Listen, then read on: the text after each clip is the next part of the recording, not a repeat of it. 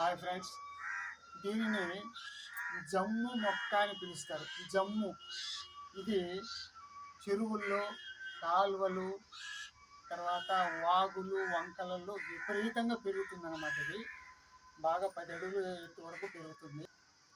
ఇది 10 అడుగుల ఎత్తు వరకు పెరుగుతుంది.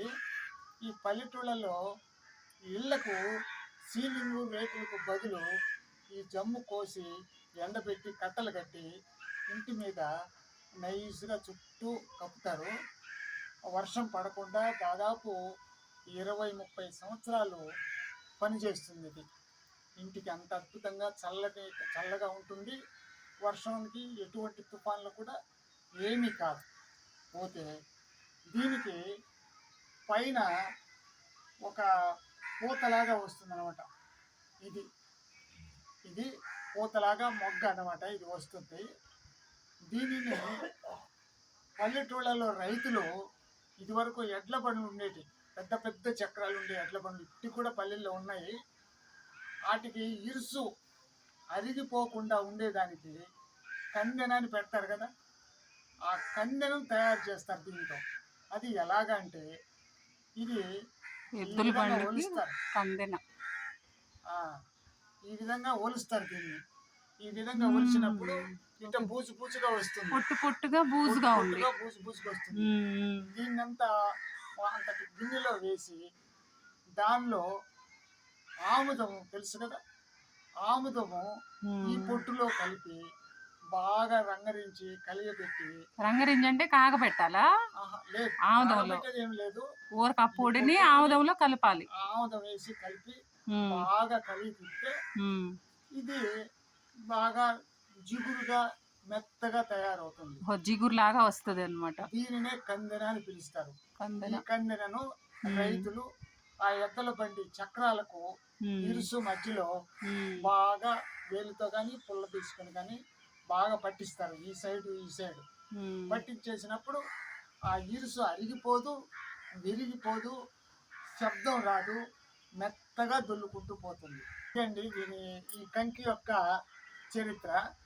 ఈ బూజుతో ఆముదం కలిపి తయారు చేసి బండి చక్రాలకు కందెనగా పెడతారు. ఇట్లా పెట్టి నానాది కంకి అడ్డంగా. ఇప్పుడు ఒలిసి చూపించు ఎట్లా ఒలుస్తారు. ఇట్లా దుసినా వస్తుంది, సొద్ద కంకి ఒలిసినట్టు, కంకి లాగానే ఒలిసినట్టు వస్తుంది. అయితే ముదురు కంకి తీసుకోవాలి, ముదురుది లేతది పనికిరాదు. ఇప్పుడు ఇది ముదురుదా? ఇది మధ్య రకంగా ఉంది. లేత కంకి అయితే సరిగా రాదు. బాగా ముదిరినప్పుడు లావు అవుతుంది. ఆ లావు అయినప్పుడే మనకు తెలిసిపోతుంది. ఇట్లా దుసితే ఈ విధంగా వస్తుంది, ఈ విధంగా వస్తుంది పొట్టు. ఆ పొట్టులో ఆముదం వేసి కలిపి చేసుకోవచ్చు. ఇప్పటికీ పల్లెల్లో చేస్తున్నారు. అంటే ఈ కాలం ఈ పిల్లలకు ఈ విషయం సరిగా తెలియదు. ఎందుకంటే ఇప్పుడు ఆ బండ్లన్నీ పోయి ఈ టౌన్ ప్రాంతాల్లో అక్కడ ఇక్కడ పల్లెటూర్లలో ఎద్దుల బండ్లకి ఉపయోగించేవాళ్ళు కందినికి. ఇక్కడ కూడా ఎద్దుల బండ్లు ఉన్నాయి, టైర్ బండ్లు వచ్చున్నాయి. ఇప్పుడు టైర్ బండ్లు, ఆ టైర్ బండ్లకి ఈ అవసరం లేదు కదా. అప్పట్లో ఎద్దుల బండ్లకి కందెన వాడేవాళ్ళు, కందెన్లో ఇది వాడేవాళ్ళు. కందెన్లో ఇరుసు ఇరుసుకు పెట్టేదానికి ఇది వాడతారు అన్నమాట. ఇది ఫ్రెండ్స్ ఈ జమ్ము యొక్క చెట్ట. జమ్ము అంటే సేమ్ గడ్డిలాగే ఉంటది అది. ఉల్లిపాయ మొలకలు కూడా అలాగే ఉంటాయి నాకు తెలిసి. నేను అదే అనుకున్నా. చూడండి ఫ్రెండ్స్, వేరు కానీ చెట్టు చూడండి, కాడలు చూడండి, ఉల్లిపాయ కాడల్లాగే ఉంది. జమ్ము అంట. దాదాపు 10-12 అడుగులు ఎత్తు వరకు పెరుగుతుంది. పూరీలకు కూడా కప్పులాగే వేస్తే చాలా సంవత్సరాలు ఉండేదంట. కాకపోతే ఇప్పుడు మనకి కనుమరుగైపోయాయి కదా. చూసారు కదా ఫ్రెండ్స్, ఇప్పుడంతా ఇళ్ళకు కూడా సిమెంట్ రేకులు, స్లాబ్లు వచ్చేసింది. రేకుల పైన కూడా వేసుకునే వాళ్ళంట, సెగ లేకుండా ఉంటది. జమ్ము కప్పుతోనే ఇల్లు నిర్మిస్తారు. చల్లగా ఉంటుంది, ఎంత తుఫాన్లైనా దెబ్బతినదు, బాగా ఉంటుంది. ఓకే ఫ్రెండ్స్, ఈ మొక్క విధానం ఇది. దీని విధానం, ఈ కంకి విధానం అది. కందెన్లో వీటి కంకిని ఉపయోగిస్తారనమాట. బండ్లకి పడిపోకుండా చక్రాలు. ఒక పద్యం ఉంది కదా నా లాస్ట్ లో, చెప్పు. కందెని ఇరుసుల కందెన పెట్టక పరమేశ్వరు బండి అయిన పారదు సుమతి అని సుమతి శతకంలో పద్యం కూడా ఉన్నది.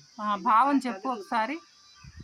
అంటే బండి యొక్క ఇరుసుకు అది అరగకుండా కందెన లాంటిది ఏదైనా పెట్టకపోతే దేవుడి బండి అయినా కానీ కదలదు, అది అరిగిపోతుంది, పెద్ద శబ్దాలు చేస్తుంది అని అర్థం. అది అందరికీ తెలిసిన విషయమే. ఇది ఫ్రెండ్స్ ఇవాళ. నమస్తే. ఓకే ఫ్రెండ్స్, చూసారు కదా. నెక్స్ట్ వీడియోలో ఇంకొక టాపిక్తో వద్దాం. ఓకేనా? Bye friends.